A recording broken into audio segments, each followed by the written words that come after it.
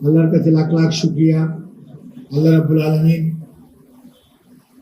বিগত 17 বৎসরের পরবর্তীতে 1.5 বৎসরের অন্তর্বর্তীকালীন সরকার এবং একটি সুষ্ঠু জাতীয় নির্বাচনের মাধ্যমে জনাব তারেক রহমানের নেতৃত্বে বাংলাদেশ জাতীয়তাবাদী দল জনগণের ভালোবাসা নিয়ে এই দেশ সেবা করার যে সমর্থন বা সুযোগ পেয়েছে এবং অকুণ্ঠ সমর্থন দেশের মানুষ বিশ্বাস জনাব তারেক রহমানের উপর রেখেছেন।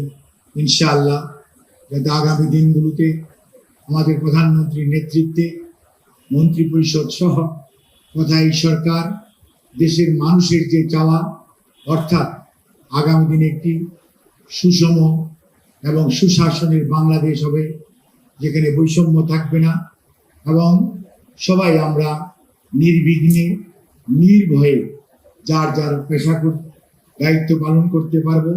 সর্বোপরি দেশের অর্থনৈতিক মুক্তি, জনগণের মধ্যে তাদের যে কাঙ্ক্ষিত চাহিদা, বিশেষ করে আগামী প্রজন্ম তারা চায় যাতে তাদের কর্মসংস্থানের সুযোগ হয়, সেই লক্ষ্যে দরকার একটি ভালো শিক্ষা ব্যবস্থা, স্কুল কলেজ মাদ্রাসা সহ সর্বস্তরে শৃঙ্খলা ফিরিয়ে এনে এমন একটি বাংলাদেশ গড়ে তুলতে হবে যেখানে আগামী দিনের বাংলাদেশ গড়ার জন্য, আগামীর বাংলাদেশ গড়ার জন্য বর্তমান প্রধানমন্ত্রী যে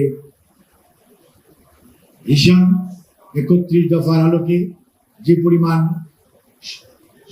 সত্যিকার অর্থেই শিক্ষিত জনবল দরকার, সেই জনবল গড়ে তোলার জন্য সবাই যার যার অবস্থান থেকে দায়িত্ব পালন করার তৌফিক দিবেন।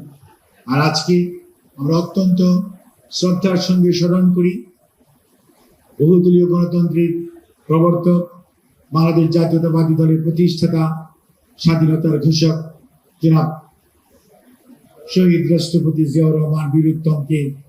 আর আমরা আল্লাহ রাব্বুল আলামিনের কাছে দোয়া করি বাংলাদেশের 3 বারের সাবেক প্রধানমন্ত্রী এবং গণতন্ত্রের জন্য লড়াই করতে করতে তিনি কোনোদিন কোনো আপোষ করেন নাই এবং সীমাহীন দুর্ভোগের পরেও উনি অন্যায়ের প্রতি কোনো ধরনের মাথা নত করেন নাই।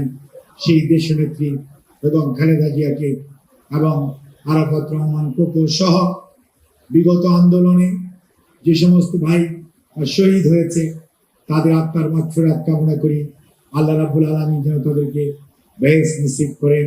সেই সাথে যারা বন্ধুত্ব বরণ করেছে, নির্যাতিত হয়েছে, তাদের পাশে যাতে জনাব তারেক রহমানের নেতৃত্বে আমরা সবাই দাঁড়াতে পারি।